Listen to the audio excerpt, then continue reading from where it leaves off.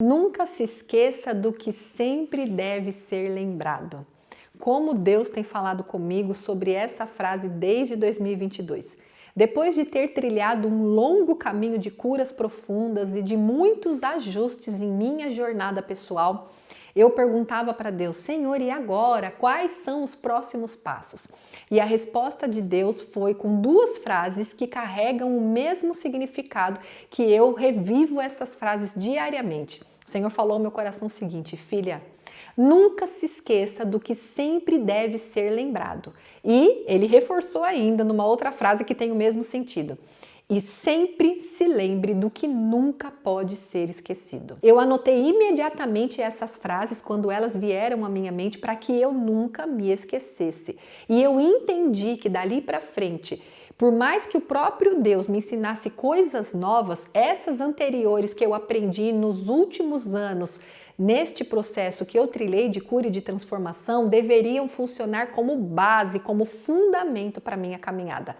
Fato é que o ser humano tem a facilidade e a tendência de esquecer principalmente as lições aprendidas em tempos difíceis. É natural que a gente queira logo passar de fase para viver somente a parte boa da vida, né? Por isso, é importante ter a prática de sempre ter um caderno para anotar sobre o que você está vivendo, sobre o que Deus está te ensinando, o que Deus está falando ao seu coração, que é o que eu chamo de caderno de autoconhecimento. Eu tenho um caderno onde eu anoto todos esses anos o que Deus estava trabalhando, os processos, o que Deus estava falando ao meu coração, o que Ele estava me ensinando, a interpretação que eu tive da vida ou daquela situação naquele momento. Porque hoje, quando eu releio isso, eu posso ver o quanto eu cresci, amadureci e lembrar o que Deus trabalhou. Tudo isso registrado faz a diferença no meu crescimento pessoal e no meu amadurecimento. E vai fazer na sua vida também. Porque toda lição que você esquece, fatalmente você vai ter que repetir para se lembrar.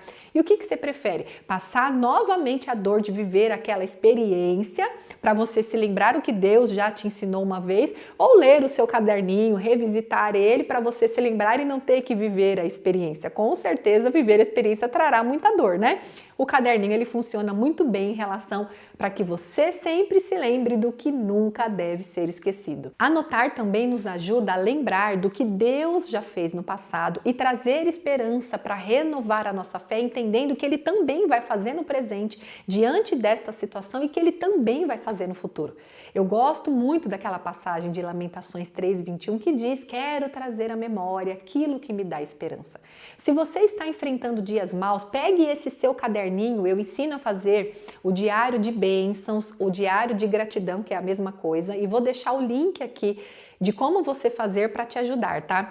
E nos dias maus, pegue esse caderninho e se lembre das grandes e pequenas coisas e as intervenções que Deus já fez na sua vida. Você vai ver como o seu ânimo vai mudar, como a sua fé vai ser mais fortalecida e o seu pensamento vai ficar até mais positivo diante disso. Agora, se você está vivendo dias bons, um tempo de paz, continue anotando no seu diário de bênçãos tudo o que você tem recebido e vivido com o Senhor. E desfrute sim desse tempo. Você é merecedora de desfrutar isso. Às vezes nós temos dificuldade de desfrutar o hoje, de desfrutar o presente, porque a gente está presa a situações do passado ou porque a gente está ansiosa por situações do futuro. Então, se esforce para você viver o hoje, vivendo o que está acontecendo, desfrutando do que você está vivendo, aplicando sim as lições do passado, para ter atitudes positivas, para gerar e obter um futuro muito mais próspero e tranquilo.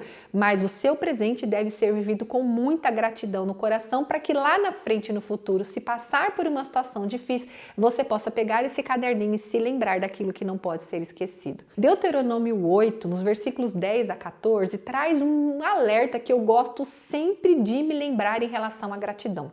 Vai dizer assim, Deus instruindo o povo: olha, depois de vocês terem comido até ficarem satisfeitos, louve ao Senhor, o seu Deus, pela boa terra que Ele deu.